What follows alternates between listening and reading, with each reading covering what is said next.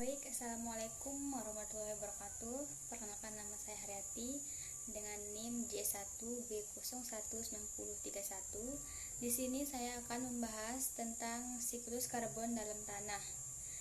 Jadi, siklus karbon adalah proses pergerakan karbon dari satu area ke area lainnya. Karbon memiliki peran penting bagi kehidupan ekosistem di bumi. Dalam siklus ini terdapat 4 reservoir Siklus karbon karbon utama yang mempunyai peran dihubungkan vital oleh dalam jalur proses pertukaran. pemanfaatan CO2 yang berada di udara untuk keperluan fotosintesis tumbuhan dan pembentukan CO2 kembali. Sebagian besar karbon di bumi ini dalam bentuk terikat, terutama dalam bentuk karbonat, baik dalam batuan induk maupun karbon fosil. Bahan organik tanah merupakan cadangan karbon global yang jumlahnya bisa mencapai 2 kali di atmosfer. Perubahan pada pol BOT atau bahan organik tanah akan sangat mempengaruhi kadar CO2 global. Teman-teman bisa lihat siklus karbon dalam. Jadi ini adalah gambaran dari siklus karbon.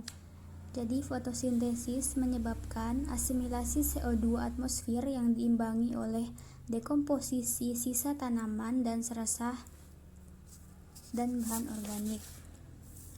Sumber karbon dalam tanah. Yang pertama, sumber utama CO2 atmosfer yang difiksasi oleh tanaman dan organisme fotoautotrof lainnya.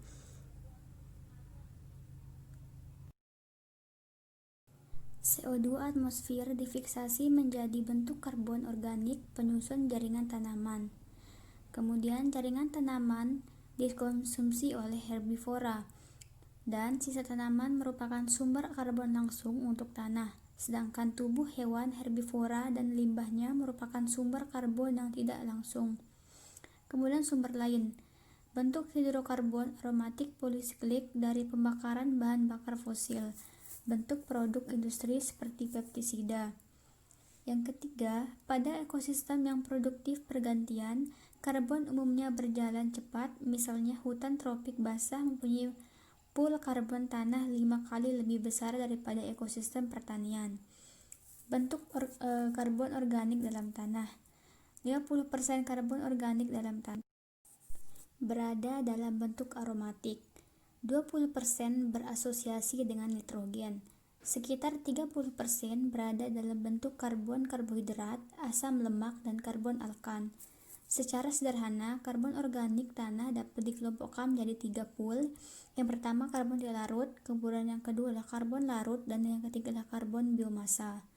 Dekomposisi berbagi bentuk karbon organik dalam tanah. 3 proses yang berkaitan. Yang pertama adalah pencucian atau pelindian senyawa mudah larut. Yang kedua adalah katabolisme organisme perombak. Yang ketiga adalah pelumatan bahan oleh fauna tanah. Kemudian faktor-faktor yang mempengaruhi dekomposisi, yang pertama adalah kualitas bahan organik. Kemudian yang kedua adalah fisik, kondisi lingkungan, dan organisme perombak.